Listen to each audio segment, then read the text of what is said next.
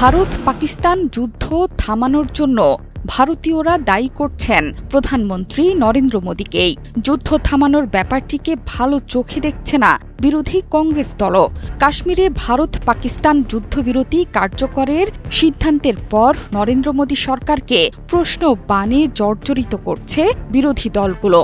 এই সংঘাত থামাতে আমেরিকার নাক গলানো নিয়ে প্রশ্ন তুলেছে কংগ্রেস। কেন মার্কিন হস্তক্ষেপ মেনে নিলেন মোদি?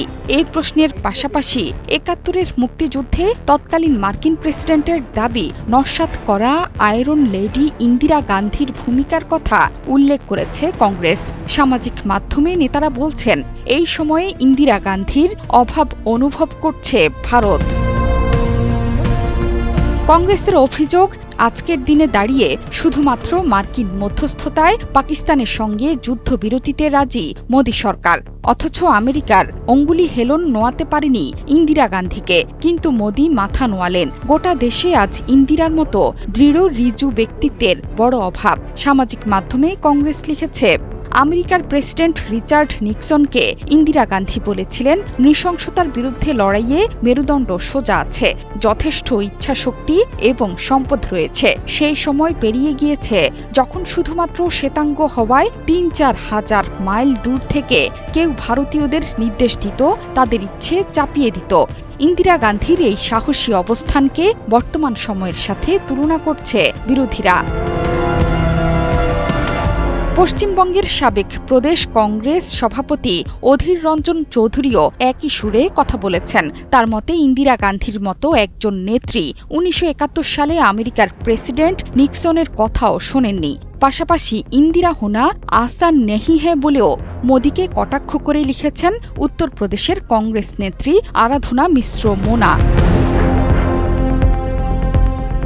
গেল ১০ মে বিকেলে দুই দেশের মধ্যে যুদ্ধবিরতি কার্যকরের কয়েক ঘণ্টার মধ্যেই তা লঙ্ঘনের অভিযোগ তোলে ভারত।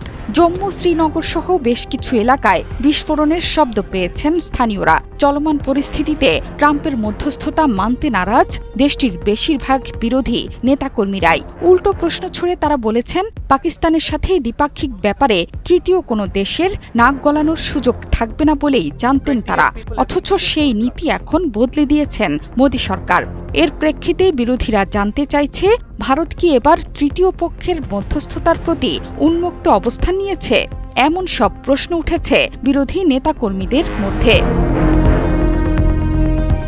এসব প্রশ্নের উত্তর পেতে এবং ট্রাম্পের যুদ্ধবিরতি ঘোষণা নিয়ে আলোচনা চান লোকসভার বিরোধী দল নেতা তথা কংগ্রেস সাংসদ রাহুল গান্ধী। সেই মর্মে প্রধানমন্ত্রী নরেন্দ্র মোদীকে চিঠিও লিখেছেন তিনি। চিঠিতে রাহুলের দাবি, সংসদে বিশেষ অধিবেশন ডাকা হোক, সেখানেই অপারেশন সিঁদুর এবং যুদ্ধবিরতি নিয়ে আলোচনা চান রাহুল। ভবিষ্যতের চ্যালেঞ্জ মোকাবেলায় সম্মিলিত সংকল্প দেখানোর সুযোগ তৈরিতে এই আহ্বান জানান তারা। রাহুল ছাড়াও কংগ্রেস সভাপতি মল্লিকার্জুন খাড়গেও একই অনুরোধ করেছেন নরেন্দ্র মোদীকে। জোহরা চৌধুরী সেতু, ৭১।